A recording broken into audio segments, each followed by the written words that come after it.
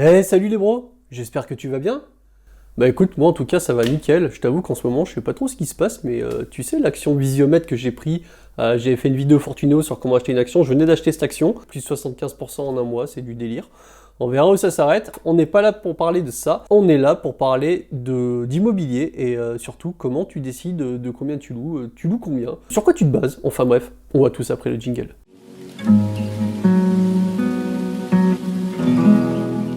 Avant de commencer, j'aimerais rappeler que plus de 75% des gens qui regardent mes vidéos sont pas encore abonnés. Ça serait génial si tu peux soutenir cette chaîne. Si tu aimes cette chaîne, je te conseille d'appuyer sur le bouton sub et d'activer la cloche. J'essaye de sortir des vidéos régulièrement qui peuvent t'intéresser. Si tu commences ton parcours d'investisseur, que tu achètes tes premiers biens, ou même ne serait-ce qu'avant d'acheter, tu t'es peut-être posé la question, tiens, combien je vais louer? Enfin, je connais le prix de la location chez moi, mais comment je fais, enfin, où est-ce que je cherche, comment je vais faire? Eh bien, c'est ce que je vais essayer de t'expliquer dans cette vidéo. C'est assez simple, tu vas voir, il n'y a pas forcément de prise de tête. Le plus simple, c'est de faire une étude comparative. Alors pour ça, je te conseillerais d'aller sur Le Bon Coin pour commencer. C'est assez simple, tu prends une feuille et un stylo ou tu prends un tableau Excel et tu vas prendre, je te dirais, les 10 premières pages d'annonces de location. Donc si tu investis dans des appartements, bah, fais une recherche au niveau des appartements. Si tu investis dans une maison, fais une recherche au niveau des maisons. Bref, tu vas prendre les 10 premières pages des annonces des appartements en location. On va partir de l'exemple de l'appartement. Pour ça, dans un premier temps, je te conseille de noter la superficie, l'état général, le prix, si possible le prix au mètre carré. Ça te permettra d'avoir une moyenne globalisée. Et tu fais ça pour les 10 premières pages. Donc certes, ça va te demander un petit peu de boulot, mais je pense que c'est un panel qui sera assez important pour que tu ne te trompes pas. Et à la suite de ça, tu vas ainsi pouvoir avoir un prix moyen sur un type d'appartement. Par exemple, je dis une connerie, mais le prix moyen sur un T2, ça sera 450 € avec charge.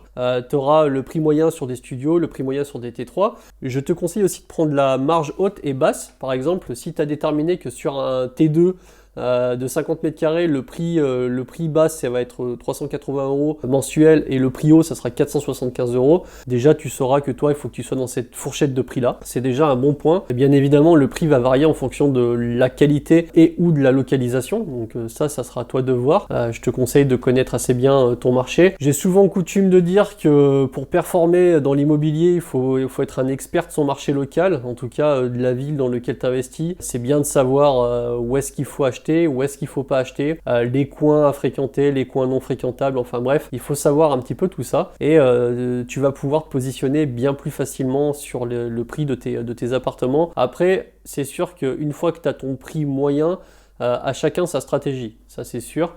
Par exemple, nous, donc mon associé et moi, on a une stratégie qui est on met sur le marché des biens à la location qui sont dans un état supérieur à ce qu'on peut trouver sur le marché, à un prix équivalent, ou alors si on a des appartements qui sont dans un état équivalent à ce qui se trouve sur le marché en moyenne, eh bien on va mettre un prix inférieur de 10, 20, 15 €.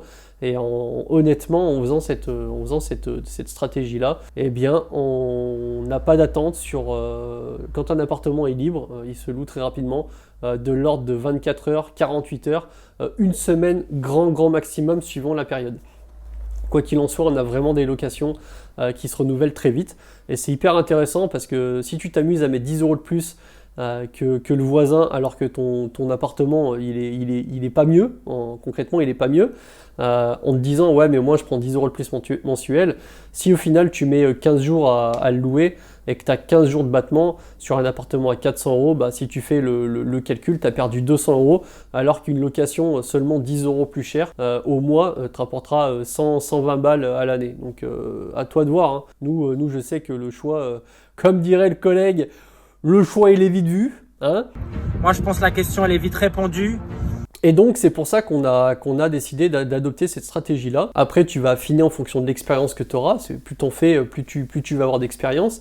C'est pareil, quand tu as du ultra premium, J'entends par là des appartements rénovés de fond en comble avec une belle déco. C'est vraiment très très propre, très bien placé. Tu vas forcément avoir un marché de personnes qui seront prêts à payer plus pour avoir du plus. C'est comme ça. Si tu as un appartement bien, un 50 mètres carrés à 400 € et que là tu as un appartement vraiment très bien qui est nickel chrome, belle cuisine, belle luminosité, etc. Tu auras forcément des personnes qui vont préférer mettre 30, 40, jusqu'à même des fois 50 € de plus pour avoir quelque chose de bien. Et généralement, tu vas t'apercevoir que ces personnes-là sont des personnes qui sont exigeantes et du coup, tu as plus de chances de retrouver un appartement impeccable qu'un appartement de gamme moyenne tout simplement. Donc fais bien cette étude de marché. C'est pareil si tu mets tes annonces d'appartements en location ou de maison ou peu importe ce que tu vas louer, vraiment fais des belles photos, c'est hyper important. Je sais pas si tu as remarqué, mais je pense que si, quand tu te balades sur le bon coin, instantanément ce qui frappe à l'œil, c'est quand tu as une annonce qui sort du lot avec une belle photo ensoleillée, un bon cadre, une belle prise de vue, tout de suite ça t'attire l'œil et tu as tendance à cliquer dessus. Et c'est exactement ce qu'il faut que tu cherches à faire lorsque tu vas mettre tes biens en location. Il faut que tu crées une sorte de coup de cœur visuel, que la personne qui voit ton annonce ait envie de cliquer dessus tout de suite. Et pareil, je te conseillerais de faire une annonce très précise, détaillée. T'oublie pas de mettre les charges, l'adresse si possible du bien, le type de bien, ce qu'il y a comme point fort, mais pas forcément les points faibles, même si on a, ce serait dommage, ça peut te brider un peu, mais vraiment les points forts en avant.